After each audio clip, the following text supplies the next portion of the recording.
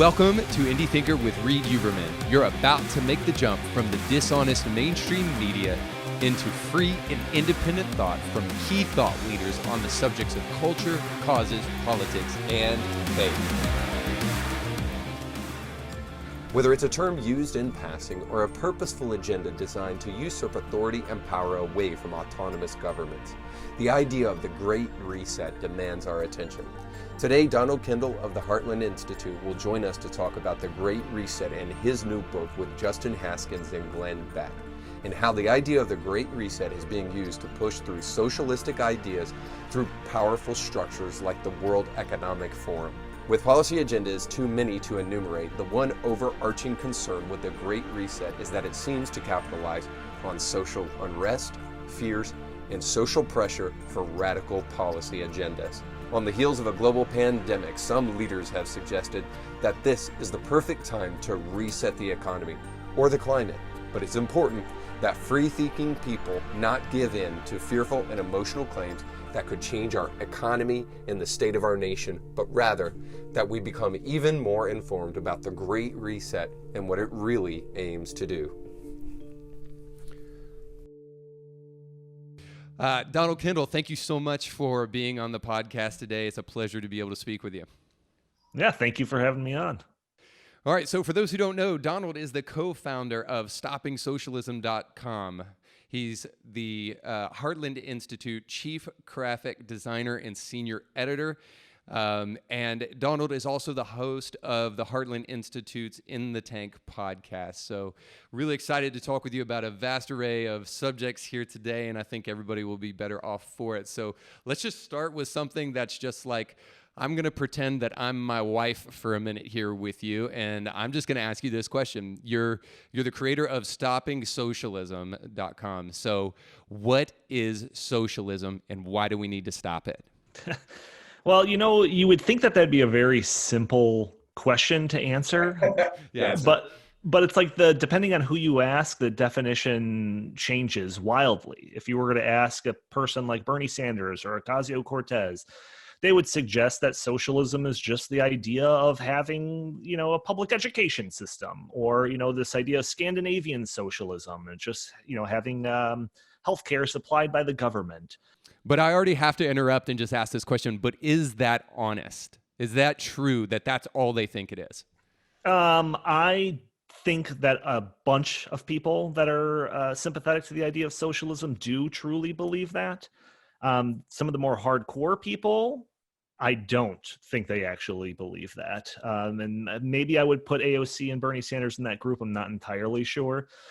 But the fact of the matter is, socialism is a lot more than just that. In fact, we've done a whole bunch of stuff specifically on these Scandinavian countries, because those are always kind of put up there as these poster childs of like the success stories of socialism. But in reality, their economies are very free market. In fact, the Heritage Foundation and some other think tanks just like us, they've done studies on this, and they kind of tabulate just like the different metrics that have to do with the free markets. And routinely, these countries like Sweden or Norway, they actually score better than us, the United States, in some of these free market metrics. Wow. So it's just like they actually have very free market economies. They just have larger social safety net programs like a universal healthcare system. So we deny the idea that that is an accurate representation of socialism. Socialism is actually just like it's instead of the free market kind of dictating where the scarce resources go and how to best use scarce resources. Instead, socialism kind of relies on the government. It relies on the government to dictate what products get made, who makes them, where the money goes, all of that stuff. So the real true examples of socialism are these horror stories like Venezuela or the Soviet Union back in the day, or a number of these other countries that have historically atrocious experiences when it comes to socialism. Sweden is actually an example of that. Back in the 70s or 80s, they really went hard into socialism, and their economy faltered, cratered, and it was free market reforms that kind of brought them back up to the stature that they're at now. So that's what real socialism is. It's really the government kind of controlling how the scarce resources are used. And that's actually one of the big points that might serve as a good foundation for the rest of this talk, is just the idea of socialism and its different iterations throughout the years. Because back in the Soviet Union days, like the Soviet Union literally owned the means of production. They owned the factories. They dictated where the products went. It all went through the government. But that's not how socialism kind of rears itself, over the course of its lifespan. So like I said, back in the Sweden, like the 70s or the 80s, they had these things called wage earners funds, which was basically any profit that was made by a company went into these wage earners funds that would be distributed amongst the workers. And it was basically a backdoor way to make these once private held companies to be partially owned by the worker. So it's this backdoor towards socialism. The Great Reset, I think, is a 21st century version of socialism that does not replicate the Soviet Union, back when the Soviet Union was doing its thing. So socialism is, it's a very abstract concept. So, that's why it's a little bit more difficult to say that. Sometimes in history, communism and socialism were almost synonymous. So, but basically it comes down to, the government dictating how resources are used and dispersed. Yeah. I'm going to try to synthesize this the best I can, but I think if I were to say, especially people who maybe in my camp, I'm a conservative Christian, I think most people fall into two categories. One, they fall into the category where they're super, super concerned and afraid. And then they fall into the category of, well, they don't really even know what socialism is. And if we're just talking about social safety nets and, government programs, I'm cool with that, take care of the poor, especially if you're a Christian, you can pull on their heartstrings really easily with saying, people can't afford health insurance. So let's put Obamacare, which is total crap and doesn't help the poor anyway. But let's provide that for them. Because we want to take care of people. But I think the thing that ties those two things together is this undergirding philosophy and ideals that were in our founding, not to mention the horrific history of socialism. So maybe just kind of a side note, what would you say to the person who says socialism's never really been tried? Right? That those instances of, like, we always talk about Nazi Germany, but fact check, about double, if not more, people were killed by Stalinist Russia. So what would you say to the people who say, well, we just really haven't tried socialism, and we want to try it here in America? Yeah, my favorite response to that is this idea of, if you keep building a house and it keeps falling down, then maybe you're working off of bad blueprints, right? So it's like whenever these socialist ideas result in the deaths of millions of people. I mean, when you talk about the Stalin Soviet Union, like the mass genocide of like entire countrysides, because they would rather take the food that's being produced in these parts of the territory and redistribute it to the collective because it's the greater good, right? So, these millions of people that are starving to death, that's for the greater good. And you could see these examples in a number of different countries. China, for example, their one-child policy, horrific stuff here. Now, these ideas that, it's never really been tried. They either have, it's basically two ideas. One is that Scandinavian socialism idea, but that is basically, like I said, it's these safety net, social safety net programs that are being sustained by a vibrant free market. So that's clearly not socialism. I don't think that that's what they're talking about. Well, and it should be added to that though, right? Like with an incredibly high tax rate, like in the 60% or something, right?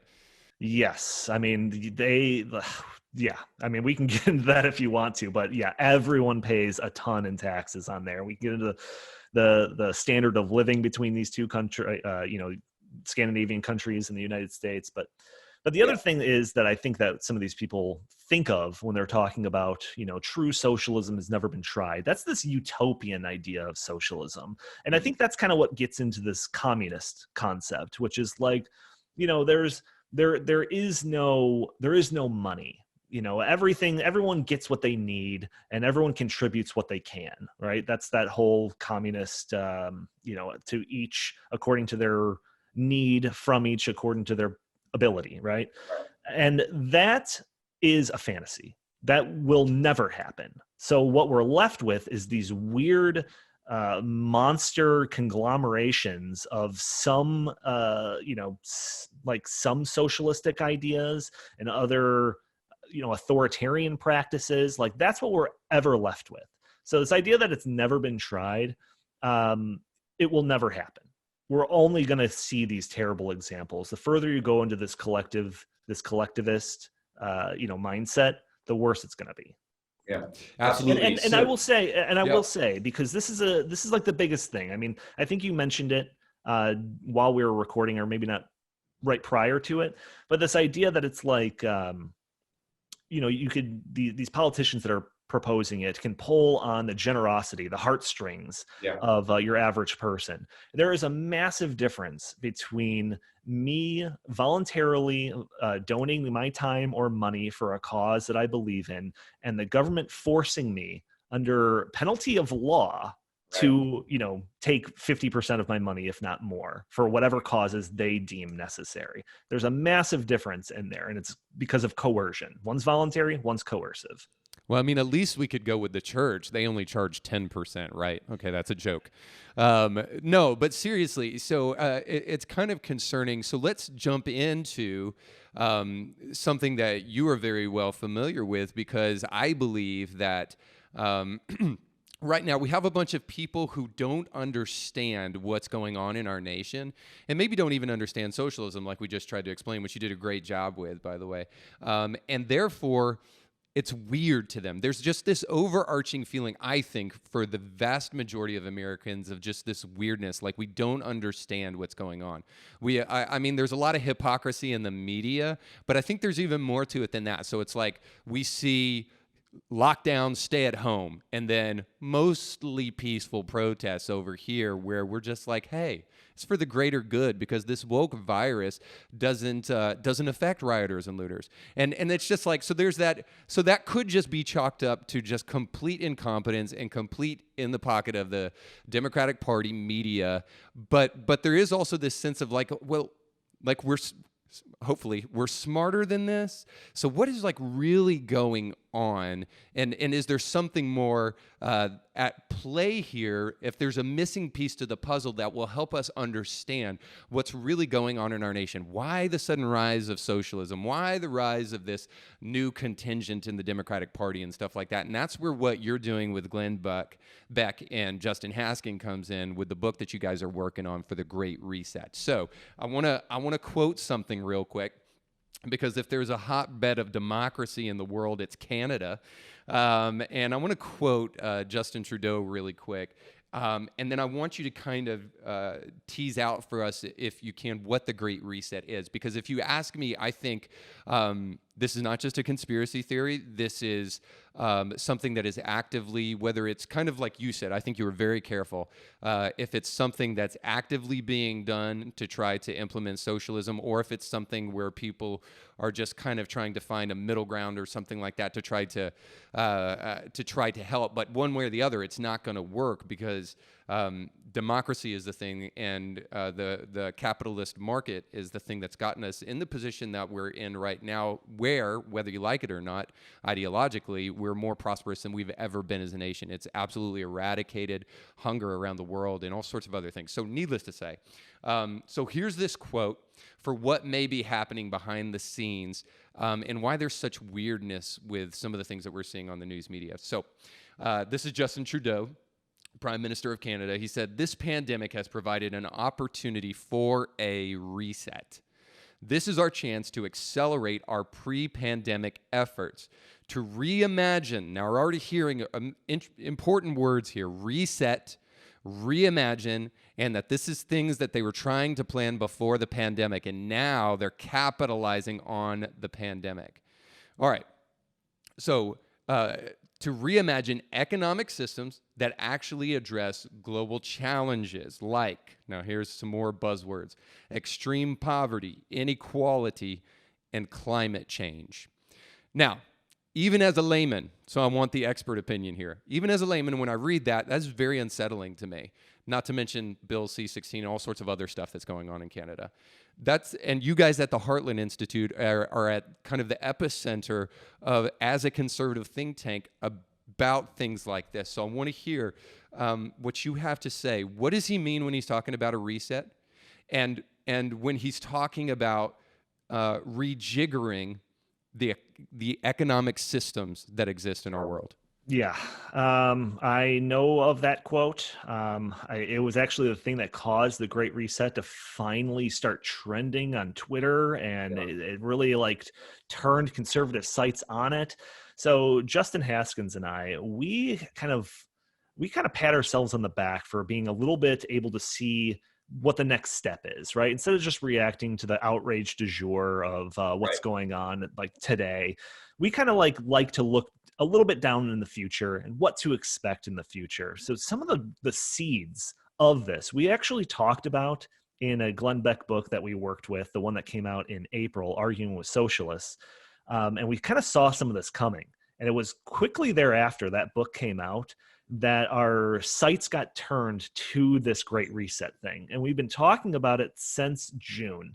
And it was Justin Trudeau's comments just like a month ago that actually seemingly pushed our message through into the mainstream. So let me follow that quote up by Justin Trudeau with a couple of other quotes. So this is from Klaus Schwab, who is founder and executive chairman of the World Economic Forum. To achieve a better outcome, the world must act jointly and swiftly to revamp all aspects of our societies and economies, from education to social contracts and working conditions.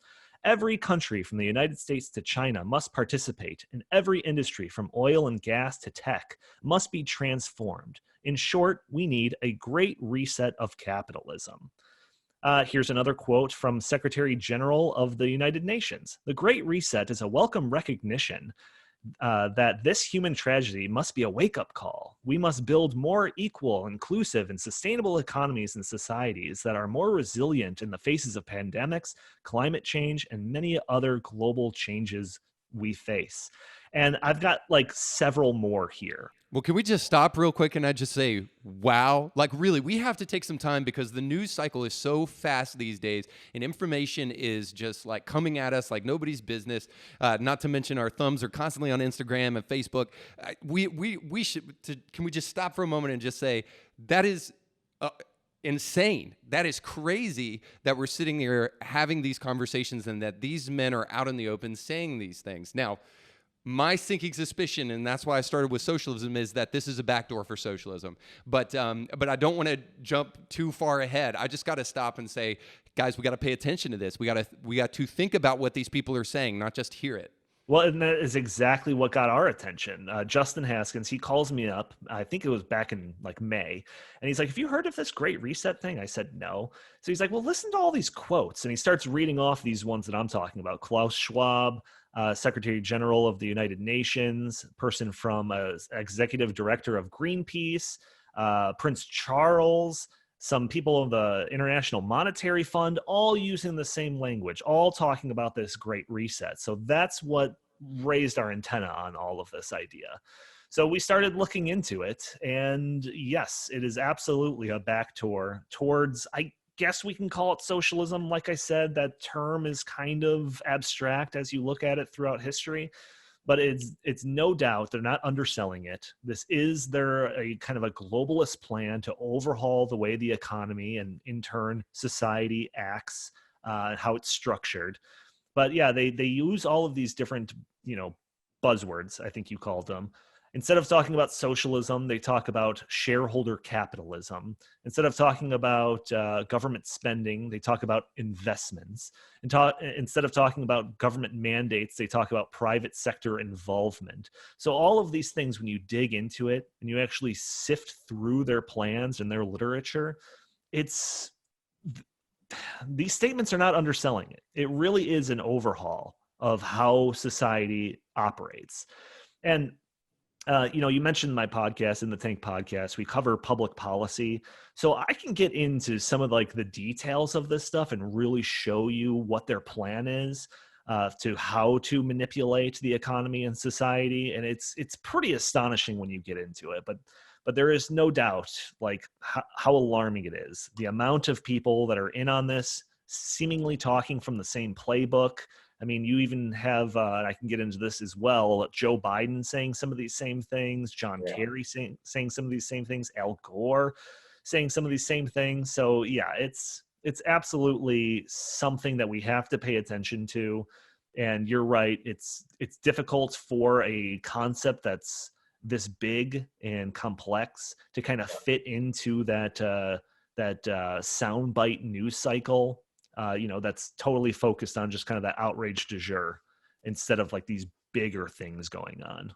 Right. Before we dig into the weeds with some of that stuff, I think I want to just step back for a moment and just kind of ask you about the way in which this is being implemented. So, I think it was Rahm Emanuel who said, "Never waste a good crisis," and we've heard like other Democrats, and I see you shaking your head because you're like, "Yep, we've been there." And you've talked about this, so people need to check out your podcast, obviously, and listen to go a little bit deeper. But for the sake of my audience, I'm just thinking to myself, this is what first comes to mind for me, is that we have these politicians. Even Hillary Clinton, I believe, said something, if not the exact same thing. Don't quote me on that, but the idea that we never want to waste a good crisis, and that now, while America is down, the rest of the world is down because of what is inevitably a global crisis for every single person. And, counter to popular belief, Donald Trump didn't create this virus. He's not responsible for the deaths of this virus. Fact check, it actually came from China last time I checked. But the point is that, like, so to now, at this time, be using these things when we're at a weak moment to try to capitalize on them is a kind of frightening thing. Yeah, no doubt. I mean, this is the COVID-19 pandemic, the lockdowns associated with it, the crippling of the economy due to the lockdowns, not necessarily the disease itself, but the government's response to the disease has definitely opened the door to this type of radical restructuring of the way that our economy works.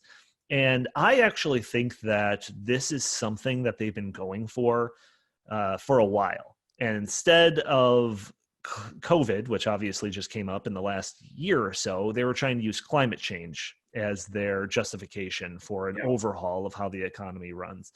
Right. And that was kind of proven by the concept of the Green New Deal. And I'm in this this industry that talks about public policy nonstop. So the Green New Deal is super familiar to me. Not sure it's super familiar to you and your listeners here, but that is the AOC proposed legislation, $95 trillion plan over 10 years to take us away from all natural gas and fossil fuels, and instead and clean burning nuclear energy. Right. Get away from that. Instead, strap us to the wind and solar power. But then it also included things like universal healthcare, jobs guarantees, free college, pretty much anything under the liberal wish list. Right. And I always was confused by that because it was like, if you were really sounding the alarm on the world's coming to an end and we have to stop it at all costs, why would you spend 1 second or 1 penny trying to get something like universal healthcare, right? It seems like we have bigger fish to fry than trying to bog down the debate with those types of things. But what was revealed during all of that, I believe it was AOC's, Alexandria Ocasio-Cortez's, like secretary of something. And he said, "Oh, you were looking at the Green New Deal as an environmental thing? We always looked at it as a changing the entire economy thing." So like that to me was the biggest illustration of this idea that they were trying to use climate change as this justification to overhaul, the economy and society. That has failed to work. We know just with the Heartland Institute and our focus on climate change policy and energy policy that when it comes to like priorities, especially during election years, climate change is like near the bottom. Like, not a whole lot of people think that that's the most important thing. So these people that are pushing these agendas have seen that climate change has kind of been a failure when it comes to using it to justify these. COVID-19 has blown down the door. They have been able to get more stuff enacted using COVID-19 as justification than they could have dreamt with climate change. So yeah, the Rahm Emanuel quote, "Don't let a good crisis go to waste," that couldn't be more true when it comes to this COVID-19. And you could see that in these quotes by these World Economic Forum people and the advocates of the Great Reset. They continuously use COVID-19 as justification for a radical change or whatever they have to say about the economy. So there's no doubt about that. Yeah, so that dishonesty is the thing that I think is the most unsettling thing. It's a hard feeling to put into words, but I think it's a feeling that all of us are feeling, just kind of this inward ickiness of just uncertainty and weirdness, because it doesn't seem it doesn't seem right. It is dishonest if these guys are doing that. So maybe this is unfair, and you've been incredibly fair. I love the way that you're trying to kind of push aside just outrage and get to the facts. I love that. So maybe it's unfair to try to question the motives of somebody because that's maybe something that we can't really know. But when we have a dishonest tactic being used in order to try to do something that they say is good, it leaves you wondering, is there more to the story than what we're seeing? Do you know what I'm saying? Because so like the thing is that, like, okay, so you're using ecology and you're using global warming as a way of just kind of trying to get across some policy ideas. But those policy ideas, they're benign, they're for the betterment of the people, and we're just trying to do the best thing that we possibly can at any cost. But that's an unsettling thing to do. Yeah, I mean, no doubt. I mean, think about if the Green New Deal were to pass, and this Right. idea of like a federal program for free college was passed because of the threat of climate change.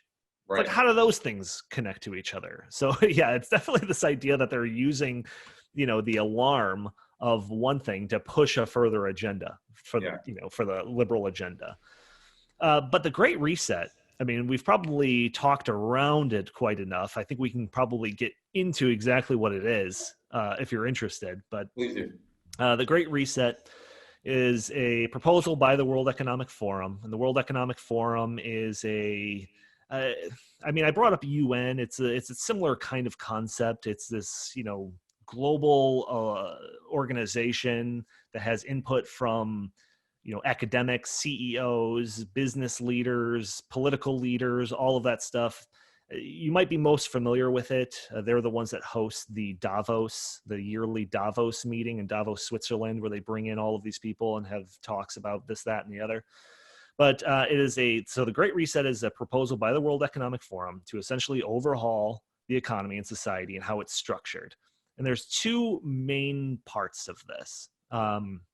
The first part is they want to create a massive global network of social programs. So this is like the Green New Deal, the jobs guarantee, universal health care, everything on the progressive wish list. That's kind of like the given, okay? Like, that's actually the least crazy part of all of this. The larger part, in my opinion, is their plan to kind of create change how corporations operate. And the biggest thing, and this might be where I'm getting into the weeds a little bit, but they have this concept of ESG scores. So this is environmental, social, and governance standards. This is a concept that's been bandied about a lot, especially when it comes to climate change. But the best way to think of it is like the Chinese social credit score. Are you familiar with that? No, but I think I know where you're going. Yeah, so one of these things that was going around probably several months ago was the Chinese social credit score. And that was like the government giving all of its citizens a social credit score that you get points taken off depending on if you broke the laws or caught jaywalking or going on websites that you're not supposed to or anything like that. And depending on your social credit score dictates your level of freedom in that country. Wow, Whether or okay. not you can buy. And this is actively being done in China. Absolutely. Yeah, Wow. they've got a couple of different pilot programs, but it's specifically big in the western portion of the country where they China has a problem with the Muslim Uyghur population. I mean, that's a whole nother topic. We're talking about labor camps and all of that. Yeah. But yeah, it's basically trying to use these metrics to give a score to citizens. This ESG thing is like a Chinese social credit score, but for businesses.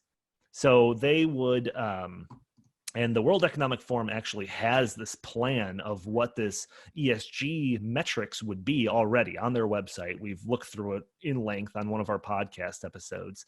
But basically, instead of businesses being judged on profit or whether or not they provide a good or service at a reasonable cost to consumers that like that product, instead of being judged on those standard free market principles, they would get a ESG score based on gender and race composition of their governing boards, greenhouse gas emissions, ecological sensitivity of their supply chains, workforce diversity, gender pay equality, community investment, total number and rate of new employee hires during the reported period by age group, gender, and region, and literally dozens, if not 100 other metrics just like this.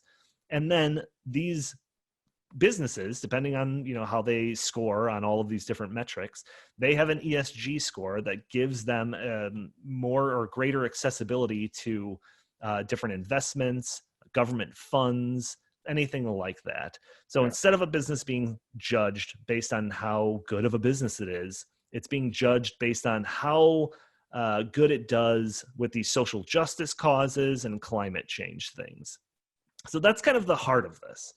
So instead of like the individual consumer being the driver of the economy, it's instead this elite board of people that are constructing what these ESG scores are composed of. It's a total separation of free market towards something that, to me, resembles more of a 21st century socialism that's being judged by some board of elites. Right. That's what the Great Reset is. Wow. So what obviously, if China is buying into this kind of stuff, what real power does Davos have and the people that gather there to implement this beyond maybe just the communist China regime, or maybe you could come up with a couple of other here and there? Is it a threat to America, I guess, is probably the biggest question. Yeah, I mean, I think that, we have a couple of things going for us in America that usually, European countries are more of the canary in the coal mine. Yeah. And we can kind of see where we're heading based on what's going on there. But we always seem to kind of lag behind that. So we do have that going for us. However, the thing about this, especially because of the World Economic Forum and how it's kind of positioned itself, it has buy-in from major U.S. corporations, specifically like MasterCard, Microsoft, all are buying into this Great Reset, this ESG structure of judging businesses. So we're actually further down the line than you would imagine. So the best way to look at it and how it would actually be implemented. So this comes from a World Economic Forum article. It says, the second component of the Great Reset agenda would ensure that investments advance shared goals, such as equality and sustainability. Here, the large-scale spending programs that many governments are implementing represent a major opportunity for progress. So then the author lists off a bunch of like these expensive recovery plans, COVID recovery plans that are going on in a number of different countries. Rather than using these funds, as well as investments from private entities and pension funds to fill the cracks of the old system, we should use them to create a new one that is more resilient, equitable, and sustainable in the long run. This means, for example, building green urban infrastructure and creating incentives for industries to improve their track record on environmental, social, and governance metrics. So this just flat out says that, let's say the CARES Act, the trillions of dollars Recovery Act that was passed in the United States, that money, under this proposal here, that money would go to businesses that have higher ESG scores disproportionately. Yeah. Right. So that's the way that all of this is going to be carried out. It's through the government printing presses. If the government is giving you money shouldn't you be contributing to these collectivist goals that we can all agree on, whether it's combating climate change or addressing some of these social justice things? That's the way that this is all going to come to fruition. And like I said, with the Green New Deal, I mean, that failed miserably. They did not get that passed, right? Because again, climate change isn't highly ranking when it comes to priorities on people's lists. We're not that ridiculous yet. But COVID-19 did blow open that door. And like I said, trillions of dollars right off the money printing presses just being poured into the economy left and right. And this is suggesting that in the future, when it comes to any other additional government spending, and I suspect that it'll be more on climate change in the future, that it should be directed disproportionately towards these companies that have, or corporations that have higher ESG scores. Yeah. So this is the way that they're going to try to control society moving forward. It's by, when you've got trillions of dollars being poured into the economy by the government, suddenly the government becomes the most important customer to these corporations. They care less about whether or not you're buying, one of their computers or something. But if they can make sure to get $10 million from the government being poured into it, that's where they're going to turn their concern to. And that's why I think that some of these big corporations are buying into this. Yeah, it's a full embrace of nanny state. They're going to say, like, if we're going to be the nanny state, then we're going to give you a report card and we're literally going to be your nanny. Absolutely. And then think about this. Because to me, this is, now maybe this is a little bit more the conspiracy side of me, but, this concept of the ESG scores, there's nothing about that that's set in stone, right? It's always subject to change. What's stopping future versions of this ESG scores to incorporate free speech things? Whether or not it's tech companies allowing what they label as hate speech, or what if it has something to do with the Second Amendment? What if you get a very lower ESG score because your credit card company has some business dealings with some firearm manufacturers? Yeah. So, I mean, they haven't suggested this as of yet, but what's stopping that from being part of this ESG metrics in the future? I think that's an important point. To be honest with you, it has been a little bit of my concern that here's conspiracy theory number 2, maybe 15. I don't know where we're at this point, but it's been my concern that the Black Lives Matter movement has a potential for the same kind of thing in this regard. They're coming for the police today, which by every objectifiable standard is not systemically racist, whatever that even means. I had a conversation already earlier today with somebody about why I believe systemic racism is a cleverly designed term to do absolutely nothing except exploit black people. So that's a loaded suggestion that I won't even go any further than that on.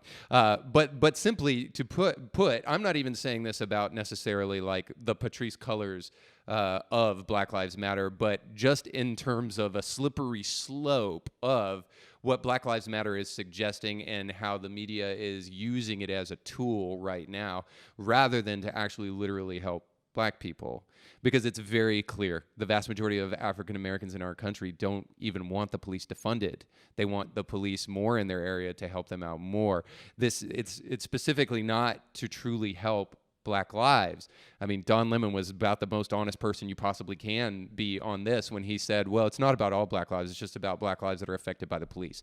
So, I mean, it's just that it's like, and all I'm saying is I'm not trying to open up a can of worms. All I'm trying to say is that there's this slippery slope with all of these things. And my concern as a Christian has been, you're coming for the police today with bogus evidence. What keeps you from coming after Christians? Because the left has already been very, very, very obvious with what they think about Christians for the vast majority of their tenure. And they think that Christians are bigots. They think that Christians participate in hate speech because we believe that marriage is between a man and a woman, and you can go on and on and on. So I'm just thinking to myself, okay, so now is the ESG card coming for Christians? Yeah, no doubt. I mean, again, what's stopping them adding different metrics on in the future? I mean, whether it's attacking the First Amendment, the Second Amendment, or go down the line, like, I really don't know. I really don't. And that to me is like the scariest part of it. Like the list itself is just nonsensical if you go through it. And this is from their website. But yeah, like what's stopping that list from getting even worse or more draconian or authoritarian in the future? You know, especially when the justification for it right now it's the COVID-19 to kind of carry out some of this stuff. But in the future, when they're talking about the world's going to be coming to an end because of climate change, it's like, what's more important than the world coming to an end? If the world's coming to an end, that could justify anything, absolutely anything. So Right. yeah, if a system like this gets put in place, absolutely it'll get worse and worse as it goes on. There's no way that it's going to get better. And once a system like this gets in place, it's impossible to get rid of. Well, which is a page from the playbook of socialism, if you ask me. I'm not an expert like you in it, but it sure seems that baby steps is how you get socialism, and it's always with a promise to help people, but it ends up backfiring. All right, so with that being said, I think the obvious question that a lot of people have as they're listening to this is gonna be, how come we are not hearing anything about this from the mainstream media? And so I have a little bit of a theory here, and I want to take just a minute to explain it. It's my theory that, we're talking about kind of this return to normalcy campaign, unity under Joe Biden, and all that stuff now that he's the incoming president. And it's my thoughts that that really the media has been at their game for a long time. So it may get quieter under Biden, but it was exposed under Trump. But it's been something they've been doing for a while. In fact, and the doing here is lying to the people and trying to maneuver the country in a direction that they see fit through narrative. And so it's my thoughts that they tried to do this in 2016. My thoughts are the only reason they gave Trump the press coverage they did is because they thought to themselves in their elitist mindset, there is no way on God's green earth, and we mean green, there's no way on God's green earth that Trump is ever going to be president. So we're going to pick a candidate on the right to lose so that Hillary Clinton can win. That was my thought about 2016 in the election. That backfired on them. And so they were very, very careful in 2020 to try to make sure that they were controlling the narrative yet again in a different way to make sure that Joe Biden won. So it's my thinking that I said all that to say this, that it's my thinking that the mainstream media is in the business of shaping the direction of this country and trying to influence it with zero apology. Now, there may be good actors doing this because they believe it's right. And there may be those who are nefarious doing this. I'll go ahead and just be fair and say I'm not the one to say that. All I can say is that anybody with a brain can obviously tell you the mainstream media cannot be trusted. They are dishonest and they're at something. So why aren't we hearing about the Great Reset from these sources of information? You know, I would love to come up with some explanation that kind of gives the legacy media or the mainstream media a pass on this. I would love to suggest that this is all due to the kind of soundbite nature of just your standard press. You know, it's kind of hard to explain all of this in a 3-minute segment before you have to jump back to commercials, right? Right. I would love to explain it away as, you know, the media is too clogged with just kind of the outrage of the day to focus on something big like this. I would love to give some explanation like that, but I am going to go in the more nefarious thing. I know that we called it the mainstream media. I like to call it the corporate media. Mm-hmm. And we know that there is corporate buy-in to this plan, you know, whether it's Microsoft or MasterCard. A big segment of the people that are invited to these Davos things are heads of media. So I think that they are playing a role in this, a very important PR role in selling this to the public. And I think that we actually did a poll on this. We commissioned a poll. The Heartland Institute commissioned a poll with Rasmussen Reports specifically on the Great Reset and socialism in general. In fact, it's just being released like this week. And it shows you that the more people know about the Great Reset, the less likely they're interested in it. So I think as of now, their game plan is to kind of sweep it under the rug a little bit and kind of Right. dress it up with some of these words of shareholder capitalism and investments and things that people are fine with, and try to just kind of sneak it by. You know, that's my best guess with this. And like the New York Times, wrote an article like a few weeks ago talking about the conspiracy theory that is the Great Reset. And they don't really dispute any of the points that I've made on this podcast so far at all. They just blanketly call it a conspiracy theory that conservatives are concerned about. They don't give any other explanation or try to quell any of my fears or anything like that. They just it's essentially just like a PR thing that they did. It's just label it a conspiracy theory and let's move on and pretend like it's not happening. That's my kind of cynical approach to all of it. Yeah. I think that's right. And you know, I hate to say it this way, but time will tell, right?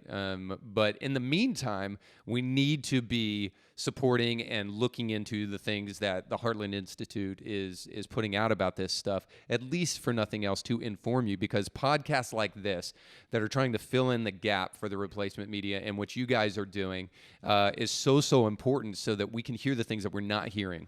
Yeah, and this is actually why I wanted to kind of tease this up front, but whatever, I'll just say it now.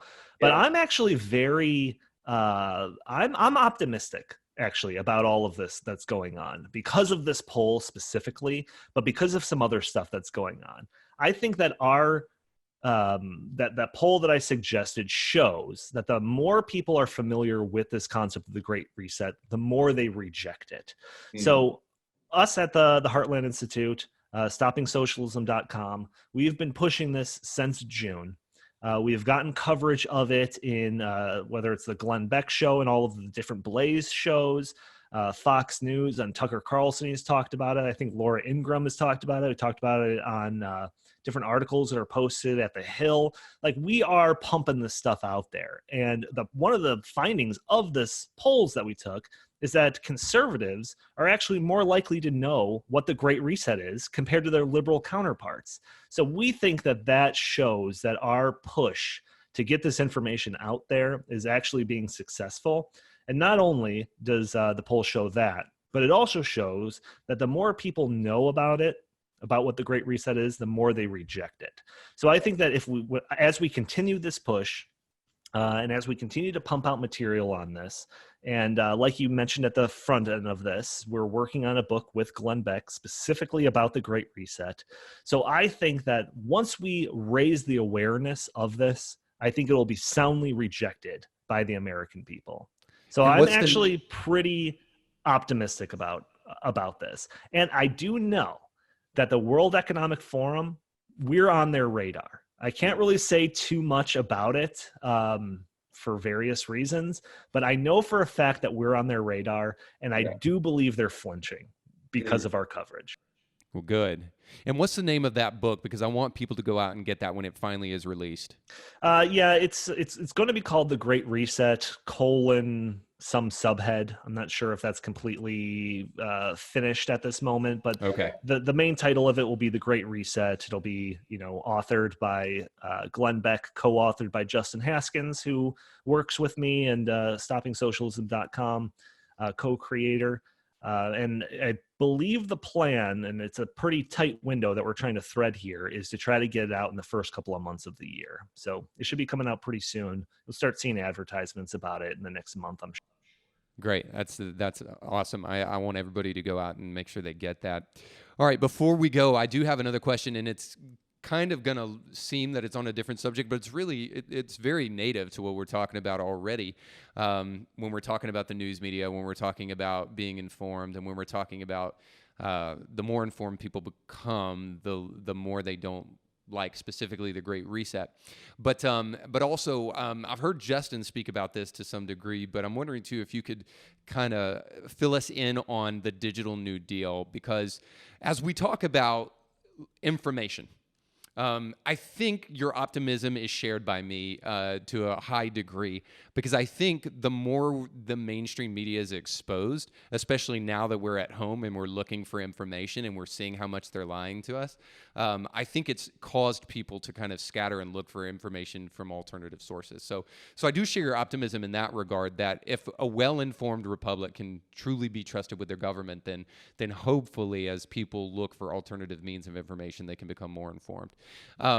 But of course, the thing that's on everybody's mind today is the fact that there are other interests that are trying to keep people uninformed. Now, you think specifically about Joe Biden and what happened with his son. It's Russian disinformation during the election cycle. Now, it's a story for the legacy media, because the FBI has been investigating him all along. So forgive me for my sarcasm. But so what is the digital New Deal, and why do we need to be concerned about it? Why does it need to be on our radar? Yeah. So again, like I kind of mentioned up front, is we like to try to look a little bit further down the road and kind of see what are these concepts that are coming out, and hopefully we can kind of snuff them out before they get too big, right? And I think the digital New Deal kind of fits in that as well. So the digital New Deal is this concept that's been created by the German Marshall Fund, which is a non-governmental organization. It's very well funded. It's headquartered in Washington, D.C., $165 million in assets. It actually gets funding from different governments across the world, if you can believe that. They do have some ties to international organizations like the World Economic Forum. But essentially their plan, it revolves around the different kind of code of conducts that are, that you see on Facebook or Google or YouTube or Twitter or anything like that. Removing certain stuff, putting those little labels on there when Trump tweets about the election, all of that stuff, stifling conservative speech, anything that you could possibly imagine when it comes to kind of the big tech cracking down. And they are proposing, under this banner of the Digital New Deal, the creation of a new agency in the US government called the Digital Democracy Agency, which they basically want to create a standard across the board for all social media, or just anything on the internet, even like comment boards or anything like that. So we can kind of standardize the practices and the code of conducts across all of them. And they say, the government agency, this new government agency, won't actually be in control of dictating any of these codes of conducts. Like, that'll be up to, somebody else to kind of put all of this together. But the government will be able to play a role in playing as a backstop for compliance with industry's best practices. So it's basically taking if you look at it in the most cynical way, which I always do when it comes to any type of government practices, it's like taking all of the worst aspects of the way that big tech has treated its content, or specifically conservative contributors, and trying to standardize it across everything. So, whenever you see like these big bans on Twitter, you always see Parler as this alternative that's being proposed. If you don't like the way Twitter is treating you, just go to Parler, and they'll, right. You could say whatever you want on Parler, whatever. If this were to be enacted, it would force Parler and any other alternative to these big tech things to play by the same rules, and to have these codes of conducts enforced by a new government agency. So it's a terrible idea, basically. It's a way. So does this thing have a chance of seeing the light of day? Yeah, right. So, if anything that you are skeptical of or unhappy with the way that Google or Facebook or YouTube or any of these tech giants, act, the Digital New Deal and the Digital Democracy Agency would enforce that across every platform on the internet. That's the plan. Well, so my question was, do you think that this will see the light of day? Do you think that this actually has a chance of actually going anywhere? Okay, so again, in America, I think we have some other safeguards. I think we have this innate love for freedom of speech. And I know, obviously there's some exceptions to that rule, and there's plenty of people that would, you would say wouldn't fall into that category, but we're the only country that has it, right? We're the only country that has the First Amendment protection like that. But the thing is, these giant social media companies and YouTube and Google, they're international. So if something like this were to play out, and there was enough of a international pressure that they have to potentially deal with as a company, it doesn't matter that there's nothing like it in America. They'll just play by the same rules, right? Yeah. So there's a million examples of this. There's different countries that have certain hate speech laws that Facebook has to abide by, or else they'll get a fine from Germany or something like that. Right. So my concern isn't necessarily the United States adopting this digital democracy agency. It's that it gets a foothold in enough of the rest of the world where it doesn't matter. That's my biggest concern. And I do believe that that's a bigger likelihood than it happening specifically in America. Yeah. And I don't know. It's just where there's smoke, there's fire. And there's been enough going on with these social media companies already with the suppression of conservative media, and then how many times they've been drug in front of congressional hearings, which are just ad nauseum. I mean, I feel like the best form of suicide would actually be to watch those things. And because they accomplish so very little. There's some sound bites and stuff. There's some clips. Yeah.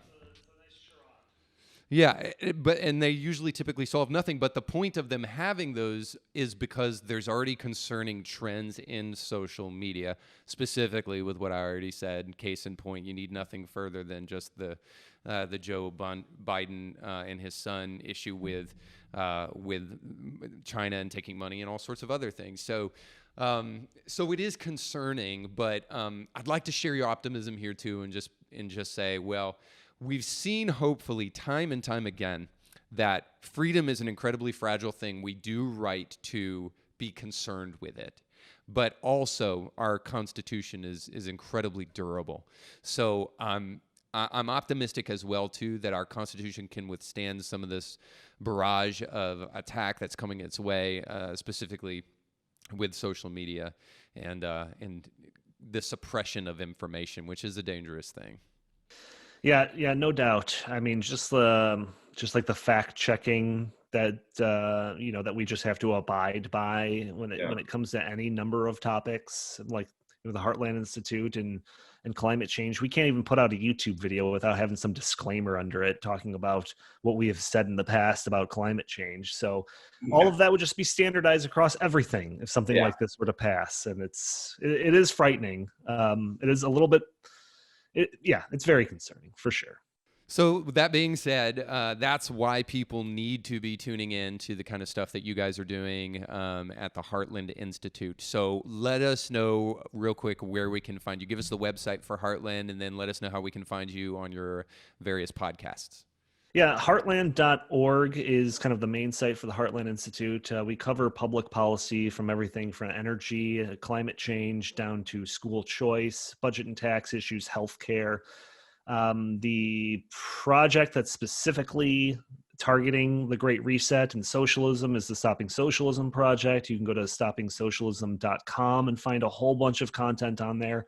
On different social media, you can find us on everything. Stopping Socialism on Facebook, Stopping Socialism TV on YouTube, Twitter. We have a Parler account, Instagram, pretty much everything you can find us. And then, you could always, email me for more information, dkendall@heartland.org, or just reach out through Parler or something like that. Okay. Well, Donald, thank you so much for your time today, man. It's been incredibly informative. I think everybody who's listened today will come away with not only some information, but a little bit better off as a result of our time today. So thank you so much for being with us. Hey, thank you for having me on anytime. Okay. Bye, everybody. Our thanks again to our guests for being on the show today. Indie Thinker with Reed Uberman was brought to you by our sponsors. If you like what you heard today, please do us a big favor and give it a 5-star review and like it and share it with friends. And if you want to hear more awesome guests, make sure to check out past episodes. Indie Thinker is a nonprofit paid for by our sponsors and the generous gifts of people like you. In order to hear more great guests like you did today, please consider giving a tax-deductible gift by going to indiethinker.org. And just remember, your voice matters, but infinitely more when you think for yourself.